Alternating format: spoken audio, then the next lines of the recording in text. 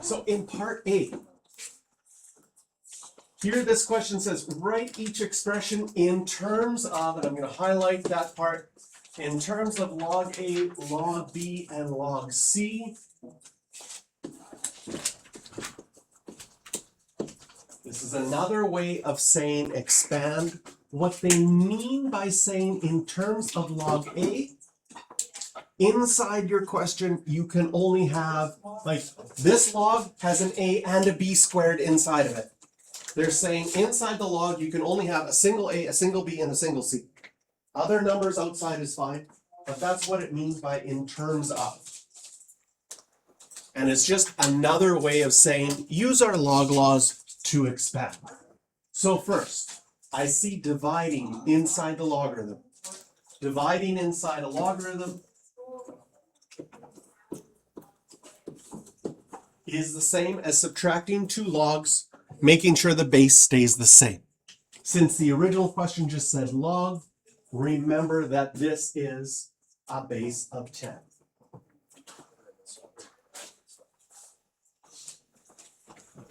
Then this one's in terms of log A, that's good, but the B still has the squared there. So to expand completely, I now can bring that exponent using that log law that says an exponent inside of a logarithm is like multiplying by that number out in front.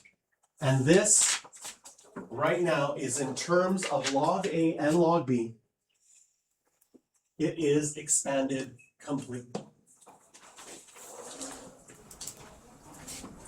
Part B. This is where you're going to use your shortcut. So whatever is multiplied in your numerator, those will be added. Whatever is divided, those will be subtracted. So do you see how I have two things in my numerator? So I can go immediately to this step where I put a squared is 1 plus, and I can put the b to the 1/3 as a second, and then I subtract because the c is in my denominator. So I can do the log laws of adding and subtracting all in one step. In fact, I'd recommend doing that shortcut, because if you try to break it up, sometimes you mess up with distributing a negative, especially if you have multiple things. Now, is it in terms of log A, log B, log C? Is it expanded completely?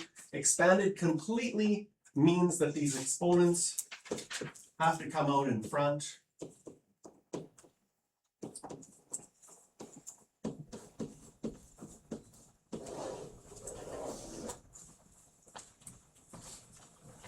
And when we get to applications of these questions, you're going to find out that you have to be able to combine as a single log for certain kind of application questions, and other application questions you have to expand completely.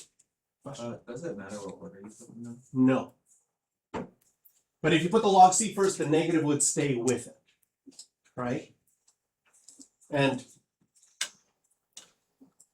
I generally just go from left to right. So I do my multiplying first, and then I went on the bottom. If I had, like the question we did previously, if you had to work backwards from B.5, you had this question and you wanted to work backwards. I would probably write this one log A cubed first, then I would go plus. I would do this one first. I'd probably write this one second. Then I'd see the B squared, I'd write that one third. Then I'd see the D, I'd write that one fourth. Then I'd see the F, I'd write that one fifth, just because I systematically it makes. But if you're really a random person, you like going all over the place, it does not matter. Because in the end, adding and subtracting doesn't matter the order. Terribly fascinating watching. It's like if you have a cousin or someone who has a kid in kindergarten, grade 1, they're just learning how to add. Terribly fascinating, because you can go 5 plus 3, they'll whip out the fingers. They're like 5, 6, 7, 8. They'll get 8. They got the 5 plus 3. And then right after, you bring out 3 plus 5. And it takes them just as long as it did when they did 5 plus 3, because they haven't learned yet that adding doesn't matter the order. There was a time where you didn't know that. You just knew how to add. And it's like it's an actually interesting social experiment for yourself to see They don't know this yet. They just figured out 5 plus 3 was 8, and then I threw 3 plus 5. And they take us just as much time, and they get 8 again. Or they might get 7 that time, who knows? Could be problematic.